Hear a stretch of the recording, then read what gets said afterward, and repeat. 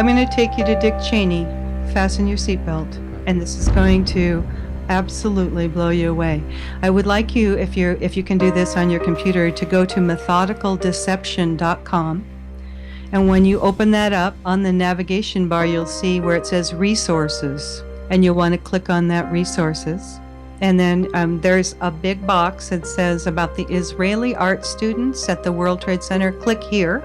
Click on that and tell me when you get to that page that has some photographs, because this is the elephant in the room that nobody wanted to talk about. And this is one of the documents, a 61-page DEA document that I went over and over and over and connected Israeli Mossad bomb experts to an art group that were traveling around the United States, and to an art group that gave themselves the name of Gelatin. So are you there? I'm there. Okay, so you got those pictures. Yeah. Okay, now I'm going to take you to Dick Cheney. Just listen up. You're looking at those pictures. Those are some Israeli art students that came from a foreign country, and their art project was called B Thing. They called their team the Gelatin Group. And just so you understand this, gelatin is often referred to gelignite or blasting gelatin. It's also referred to as blasting jelly, but gelatin, and they later on changed their name because people started waking up to this. So they named their name Gelatin. They called their art project the B Thing, and you will see on the left-hand side a photograph of the title page of their book.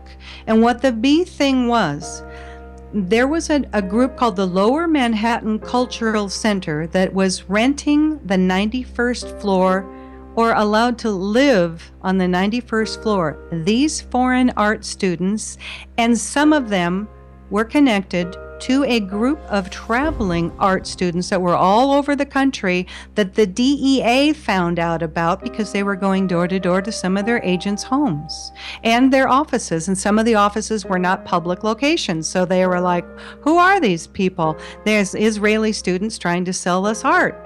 This was just a smokescreen. So you wouldn't go to where we're about to go. Now, the guy in the pink shirt, he's on the top right-hand side. Yep.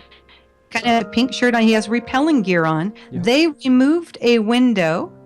This was their art project. They put a wooden balcony out, and they had photographs taken via a helicopter that was rented by their sponsor from the Lower Manhattan Cultural Center. And that particular gentleman also had a big party to celebrate this event, and he rented part of the top floors of the Millennium Hotel. You'll remember that from 9/11, and who was there, the Bush relative, and took pictures and had a big champagne party watching this. Okay, look behind the gentleman in the pink shirt. You're going to see two big bold numbers. It says BB18. Those are fuse holders. Now look at all three pictures and look at how many boxes of plastic fuse holders that can be used for remote control demolition. And ask yourself, why would art students from Israel and Austria be having thousands of fuse holders? This building was built in the early 1970s. They weren't electricians. They weren't redoing all of the electricity in that building. Think about this. Okay, so I get this book out, I'm waiting for my shipment of books to show up, and I literally had a voice say to me, look into this. Those fuses, by the way, come from a company called Littel Fuse, Littel Fuse Company. They're located in Chicago.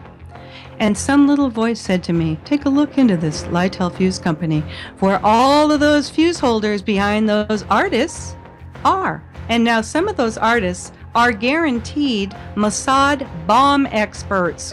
And that's in the DEA document that you can read. So I find out that Littel Company is a subsidiary of a corporation called Tracor, Tracor. Now, Tracor, they went bankrupt and split their company. They were a government contractor. They split them off into Tracor Aviation, Littel Fuse, and Tracor Defense Holdings. They're based in Austin, Texas. They were bought out by Westmark Systems. Bobby Ray Inman was the chairman of the Westmark at a point. Then Westmark kind of started losing it, and Tracor bought them back. Tracor bought out a company called Vitro, which used to be the Kellex Company. Let me tell you about Kellex Company. The Kellex Corporation was a wholly owned subsidiary of M.W. Kellogg, as in cereal, you know that guy, Kellogg Company.